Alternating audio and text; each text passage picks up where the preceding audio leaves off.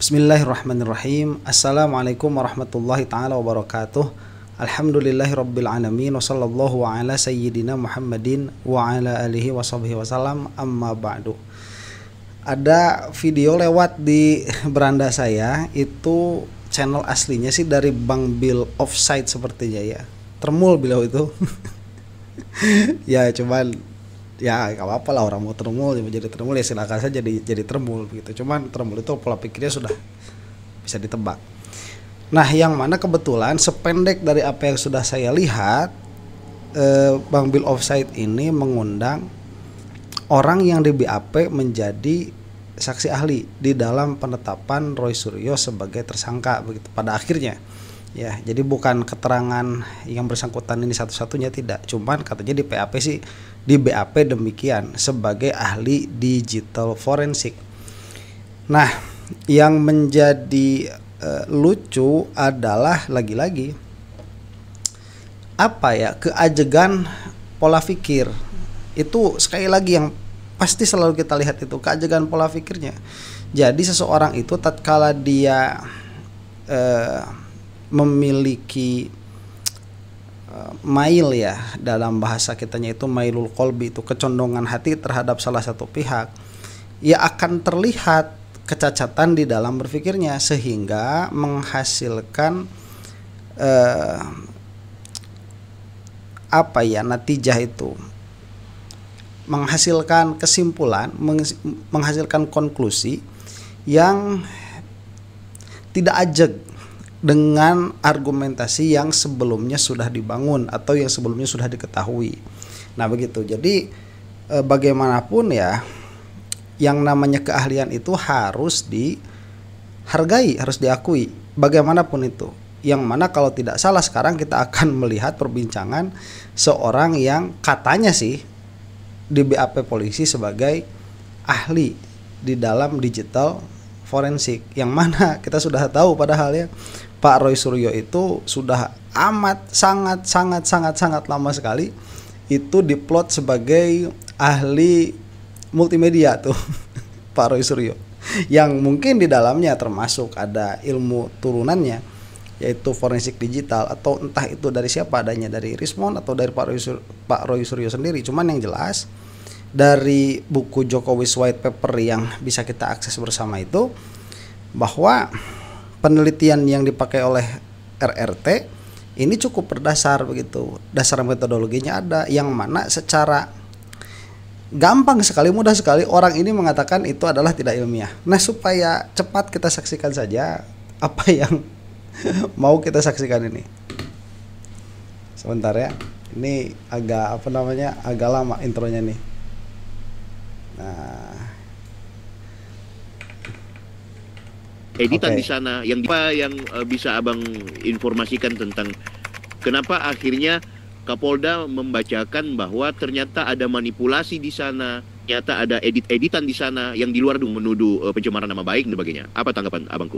Iya, yang pertama kita harus apresiasi dulu ya bahwa Polda ternyata mau mengungkap ini ya secara melalui gelar perkara kemarin, mengumumkan langsung ya siapa saja tersangkanya, dan disebutkan juga ya ada dua grup gitu ya, ada dua klaster istilahnya gitu ya, yang termasuk dalam tersangka tersebut gitu ya. Kemudian ancaman pasalnya sudah sangat jelas. Yang pasti Polda tidak mungkin ya tidak dengan komprehensif ya meneliti semua pasal-pasal yang diterapkan di setiap ancaman tersebut gitu ya, karena kita tahu dari bukti yang ada, kemudian dari ahli, dari saksi itu sudah sangat kuat sekali gitu ya. Sebentar, nah itu klaim dari mana? Polda tidak mungkin kalau tidak menelusuri dulu ini dengan dalam menyatakan itu sebagai tersangka begitu. Dari mana perkataan tidak mungkin itu? Berkali-kali terjadi kepolisian itu. Jadi itu amat sangat mungkin sekali. Dan pemakaian pemakaian polisi menjadi alat politik sampai saat ini itu mudah sekali dirasakannya, minimal ya, meskipun sulit membuktikannya, tapi dirasakannya ada. Jadi perkataan bahwa Polda ini tidak mungkin ya menetapkan tersangka tanpa kajian yang mendalam itu salah itu. Mungkin sekali Polda itu. Buktinya apa? Buktinya banyak sekali kritikan terhadap gestur Polda itu. Terutama salah satunya dari mantan Kabar Reskrim, siapa Pak Susno Duaji itu diantaranya. Jadi tidak mungkin begitu ya. Nah inilah jangan jangan karena cinta, karena suka perkara yang senyatanya tidak demikian dilihat demikian, itu buruk nanti ke depannya itu.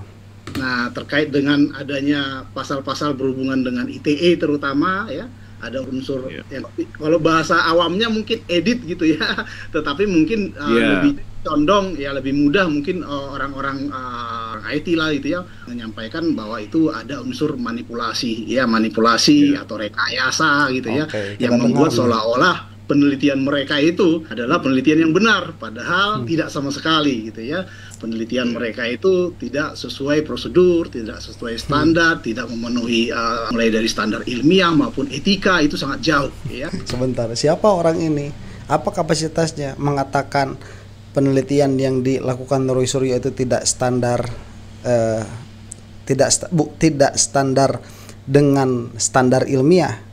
Kemudian apa landasannya mengatakan tidak memiliki standar etika yang jelas yang dikatakan oleh Roy Suryo itu? Siapa dia itu?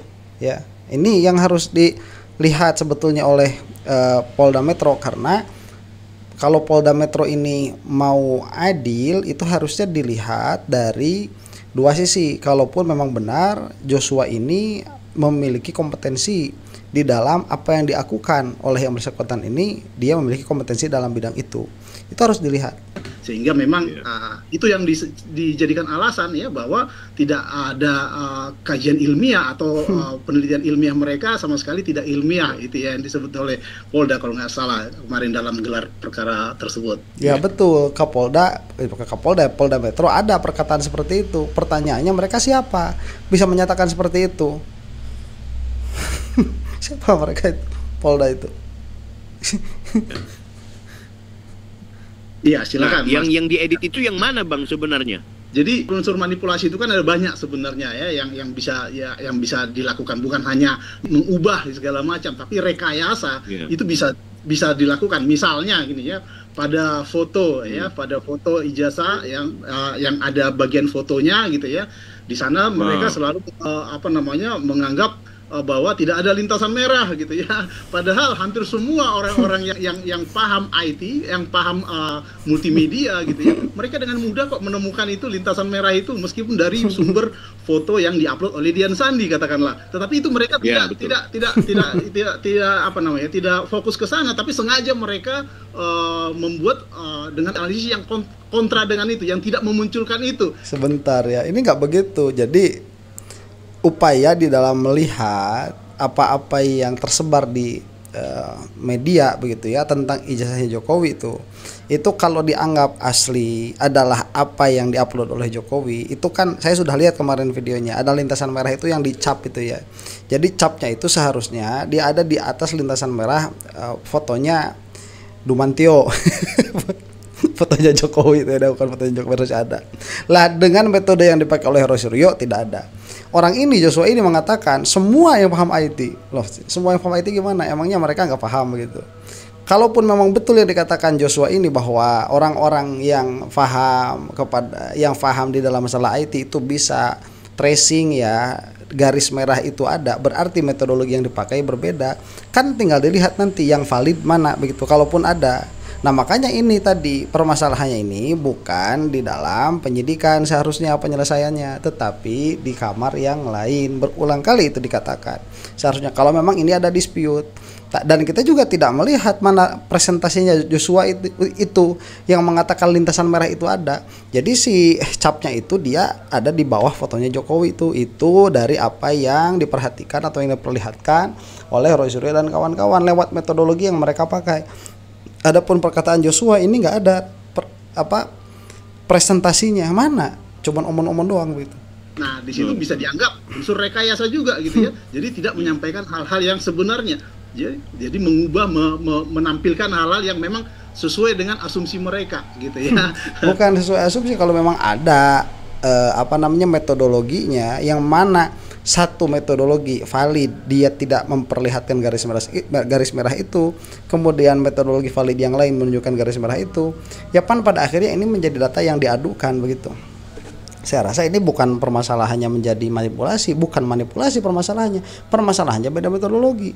Kemudian mana yang definitif metodologi yang dipakai begitu. Ini kan sama saja kalau betul yang dikatakan sama Joshua ini ya, ini kan sama perbedaan madhab tuh kalau di kita, kalau di fikih itu perbedaan pola pikir, perbedaan metodologi berpikir, akhirnya mengeluarkan dua kesimpulan yang berbeda. Itu kan biasa. Ini orang kayak nggak pernah belajar metode ilmiah begitu di dalam melihat suatu fenomena dari berbagai macam perspektif. Dari perspektif metodologi ini yang dipakai oleh Roy Suryo nanti keluarnya mungkin palsu. Kalau misalkan si Joshua ini memiliki metodologi yang lain, silahkan keluarkan begitu. Nanti permasalahannya kalau misalkan Polda Metro ini malah mengambil Joshua sebagai saksi ahli begitu di dalam digital forensik, kenapa yang menguatkan Roy Suryo tidak dipanggil? Pada akhirnya menjadikan ada sangkaan bahwa Polda Metro itu termul begitu, dan orang ini termul juga. Itu clear ya, makanya tidak boleh kepolisian itu bertindak sebagai pengadilan, nggak boleh tuh. Kalau kayak gitu mah udah abuse of power. Jadi itu yang dia bisa saja dianggap rekayasa. Tapi dalam pernyataan saya kemarin di BAP ahli, saya tidak fokus ke sana ya. Saya lebih fokus ke SOP prosedur berhubungan dengan digital forensik. Mungkin ada ahli lain yang menekankan fokus ke rekayasa tersebut nantinya. Tuh, kalau ada ahli lain yang menekankan rekayasa tersebut, kemudian mana ahli yang katakanlah polisi itu hearing dari ahli yang memang sangat mungkin meringankan posisinya Roy Suryo ini atau malah mendukung posisinya Roy Suryo, dan ini banyak begitu. Fakta bahwa orang ini mengatakan ada ahli lain yang mengurus urusan rekayasa itu, ini menunjukkan kepada kita bahwa penyidikan itu memang disetting bukan untuk mencari kebenaran, bukan, memang dari awal untuk mengkriminalisasi Roy Suryo. Itu dari perkataan dia yang bisa saya tangkap. Dan memang seperti yang disampaikan oleh kuasa hukum Pak Jokowi ya, memang sangat aneh gitu ya kalau misalnya orang awam itu menilai bagaimana mungkin ijazah asli gitu ya, tetapi ketika dianalisis dengan teknologi kok jadi dianggap palsu. Nah, itu yang membuat mereka menyimpulkan bahwa pasti ada rekayasa, pasti ada yang kalau bahasa awamnya editan gitu ya. Nah, ini kedunguan. Bagaimana mungkin ijazah asli tatkala dia itu diteliti bisa jadi palsu? Ini dungunya termul nih. Termul dari awal sudah punya prejudis, sudah punya sangkaan kuat begitu, malah keyakinan yang tidak bisa digoyahkan bahwa ijazah Jokowi ini asli. Terus dari awal demikian. Kemudian yang diupload itu hasil dari ijazah asli. Maka ini pasti asli, dan semua metodologi yang menyatakan ini palsu, metodologinya yang salah semua, ini penelitiannya yang salah karena ini asli dalam keyakinan mereka, padahal mereka itu belum pernah melihat ijazah yang aslinya juga. Jadi kalau penelitian mah nggak begitu, penelitian mah begini yang dilakukan Roy Suryo dan kawan-kawan itu. Ini ada ijazah nih ya, secara jejak digital ramai sekali, viral sekali, ini adalah ijazahnya Jokowi atau diakukan sebagai ijazah Jokowi. Cuma Jokowinya sendiri tidak mau menampilkan ijazah yang aslinya. Maka ini jadi objek penelitian dengan metodologi yang ada. Apakah ini asli? Kalau memang benar ini adalah hasil scan dari yang dipegang oleh Jokowi, berarti kan ini representasinya ini.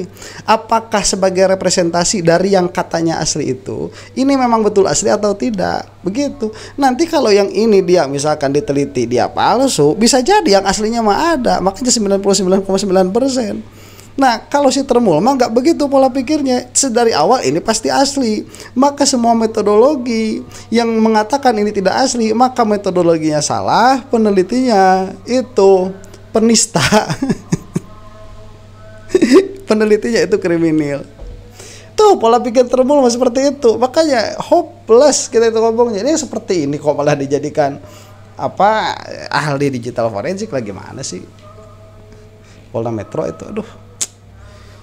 Sedih kita melihatnya ya. kalau mereka melakukan pengeditan, kira seperti itu. Tapi mungkin yang saya tangkap mungkin rekayasa atau manipulasi secara proses analisis yang mereka lakukan, sehingga tidak muncul ya sesuatu yang sebenarnya ada faktanya di sana, kira-kira seperti itu. Ya. Kalau Roy Suryo yang dibuktikan itu ada Jokowi's White Paper, bagaimana metodologinya, apa yang diuji, bagaimana kesimpulannya, ada, bantah itu. Ya, omon-omon. Roy Suryo sendiri kan menganggap bahwa dia tidak dalam konteks mengedit, malah yang seharusnya kalau itu pembicaraannya adalah pengeditan, yang harusnya dijerat itu Dian Sandi, karena mereka mengambil dari Dian Sandi ketika fotonya itu miring, Dian Sandi lah yang mengunggah, yang apa bla bla. Bagaimana membantah itu? Jadi gini, kelirunya mereka gitu ya. Nah, dalam SOP digital forensik ya, pemeriksaan digital forensik gitu ya. Itu pasti ada namanya proses akuisisi dan proses yang disebut dengan proses itu artinya memastikan barang bukti itu adalah barang bukti yang sama yang diperiksa oleh siapapun ahlinya nantinya. Nah, itu kira-kira gitu. Jadi makanya selalu pegangan kita sebagai ahli digital forensik itu kita harus mendapatkan original source-nya dari data aslinya, dan ini yang harus kita verifikasi. Nah, dalam kasus ini yang mereka lakukan, mereka nggak sadar bahwa mereka memotong itu segala macam. File yang mana sebenarnya dari Dian Sandi? Apakah benar itu file yang diupload Dian Sandi? Bagaimana mencek bahwa itu adalah file yang diupload Dian Sandi? Nah, mereka tidak melakukan itu. Tidak ada namanya cek integritas. Bagaimana memverifikasi bahwa file itu yang mereka analisis dan menggunakan metode apa analisis mereka? Ya, mereka. Sebentar ya. Kalau metode analisis itu ada jelas tuh bukunya, baca tuh. Baca apa daftar isinya juga pasti ada tuh metodologi yang dipakai. Kemudian begini, kalau di dalam permasalahan data source ini dari mana ijazah, ini setahu saya ya, tolong luruskan apabila saya salah ini. Jadi versi ijazahnya Jokowi yang ada sampai kepada kita itu satu versi, yang mana tadi itu siapa yang menguploadnya? Dian Sandi. Apa sekarang urgensinya harus mengambil kepada source yang asli, sedangkan source yang asli sebetulnya yang menjadi objeknya itu adalah ijazah yang ada pada Pak Jokowi, dan itu tidak mau mengeluarkan, kan Jokowinya tuh begonya kan di situ. Jokowinya harusnya itu ngambilnya ke sana tuh, kemana, ke KPU, dipintakan pada akhirnya fotokopinya, kan gak dikasih juga.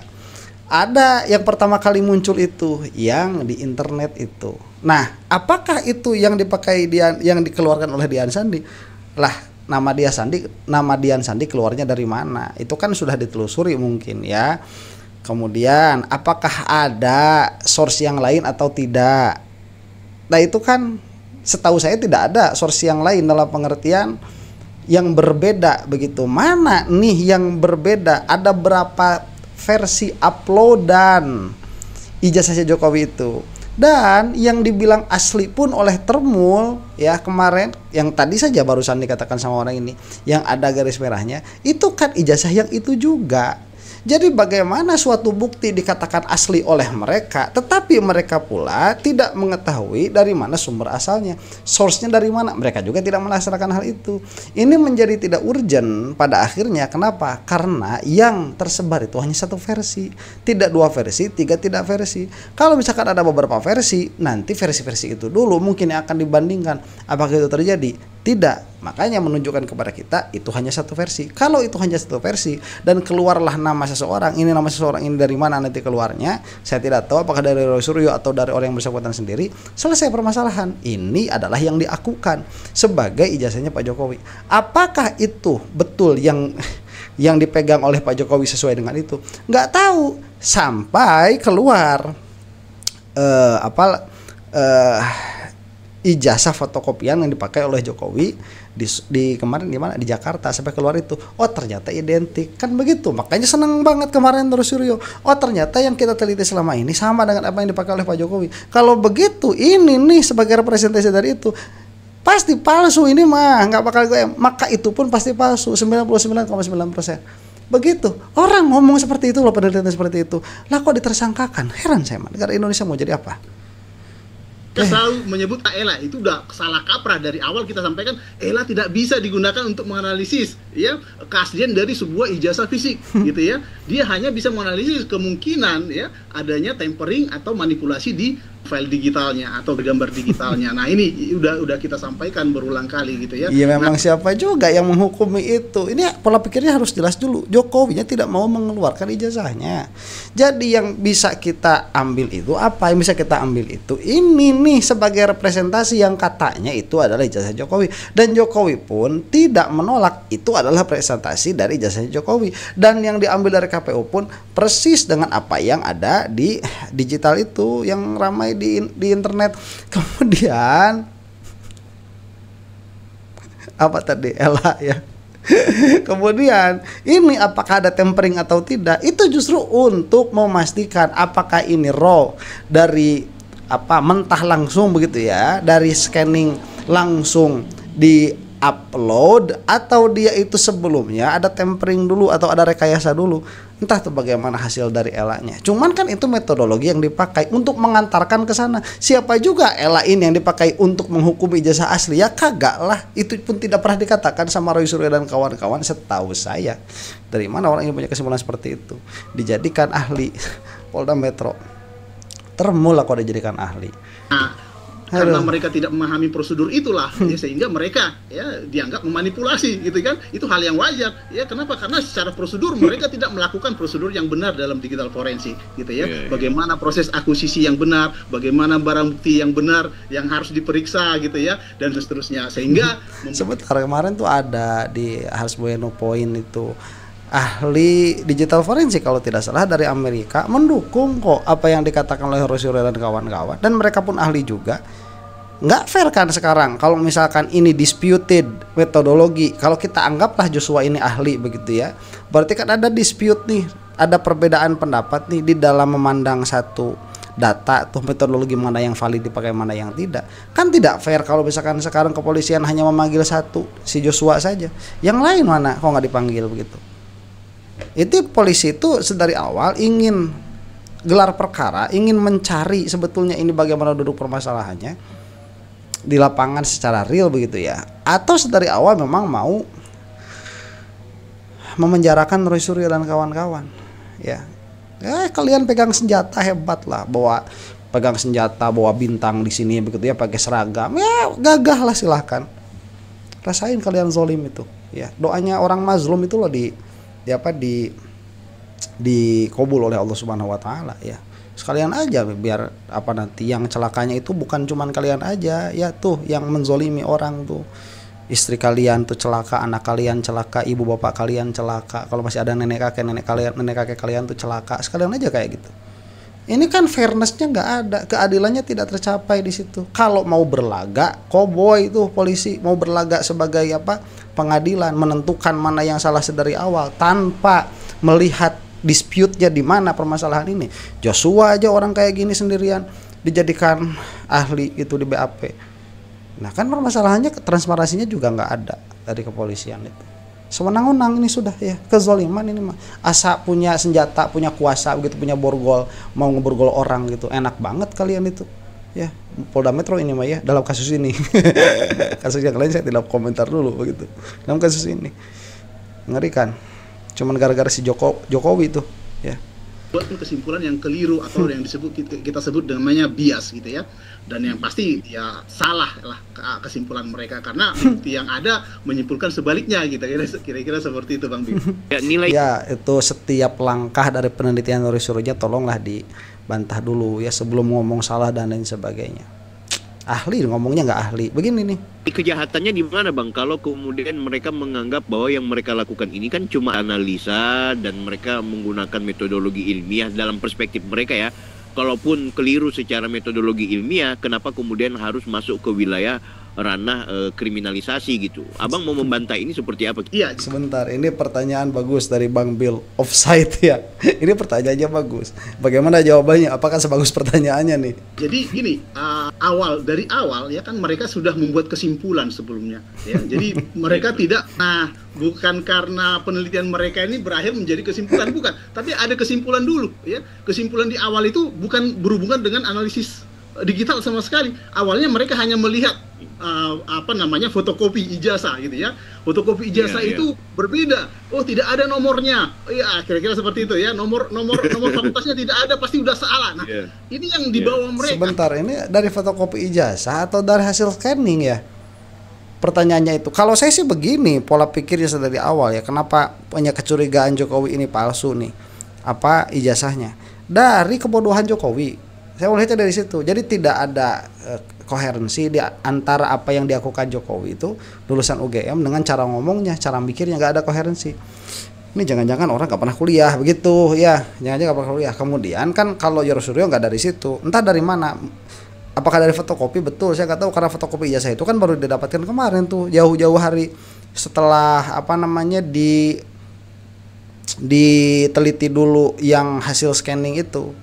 Entah mungkin dia benar atau salah, saya nggak tahu. Tolong komentar di bawah ya, siapa yang benar ini.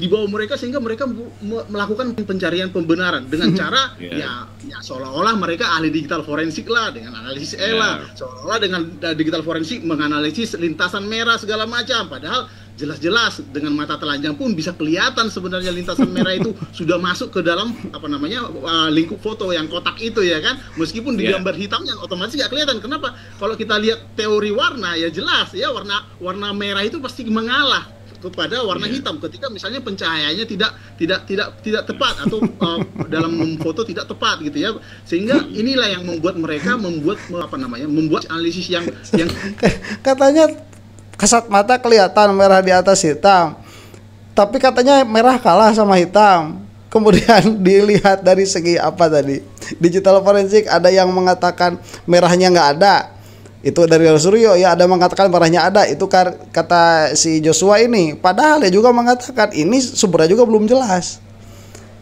Gimana ini pola pikirnya kamu itu ya? Ini mau di mana sih? Ini sumbernya bisa kita teliti atau tidak? Kalau enggak berarti selesai. Ini sumber tidak bisa dipakai teliti, baik untuk menentukan asli atau palsu. Ini maka dipakai menentukan palsu nggak bisa dipakai, di dalam menentukan asli bisa dipakai. Liar kamu mah pola pikirnya itu. Jadi begini Pak Joshua ya. Analisis keliru itu omon-omon kamu itu. Omon-omon, mana keluarkan bantahannya. Ya, bantahannya keluarkan. Itu kamu baca Jokowi white paper itu secara metodologi dikeluarkan dulu, diperkenalkan dulu metodologinya bagaimana, diperkenalkan dulu dengan rinci, malah diperkenalkannya itu setelah itu bagaimana cara memakai metodologi itu, dan itu bisa kita praktekkan sendiri kalau memang kita mau. Kalau saya emang nggak mau, cuma saya kesal aja sama pola pikir seperti ini. Ini polisi juga udah tahu termul ya, dijadikan ahli digital forensik. Ya pada akhirnya ya